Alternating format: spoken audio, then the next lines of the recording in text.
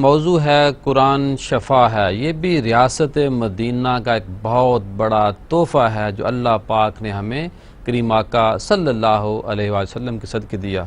پھر صاحب یہ بتائیے کہ جو شفا ہے قرآن شفا ہے، ایک ہے خود پڑھنا، بندہ پڑھ سکتا ہے، ایک ہے اگر کسی کی اجازت کے ساتھ وظیفہ کیا جائے، پڑھا جائے، کوئی ایک ایسا عمل پڑھا جائے، تو دونوں میں فرق کیا دیکھتے ہیں؟ اب دیکھیے کہ ویسے تو قرآن مجید کی ہر آیت ہی شفا ہے. بے شک. آپ اس کو اگر پڑھ رہے ہیں تو اس کا ثواب تو لازماً آپ کو ہوگا، اس کے پڑھنے کا جنس ہے.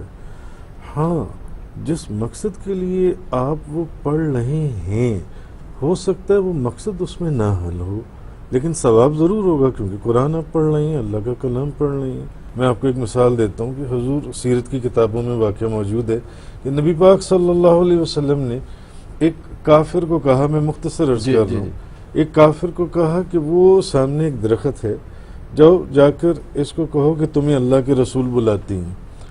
اب وہ کافر گیا اور اس نے جا کر اس درخت کو کہا کہ تمہیں اللہ کے رسول بلاتے ہیں. تو اب اس درخت نے یہ نہیں دیکھا کہ مجھے کہنے والا مسلمان ہے یا کافر ہے.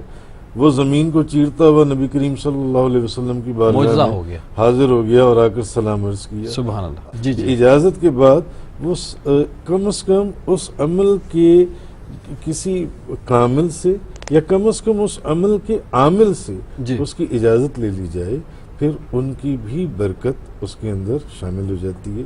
اجازت. جی ڈاکٹر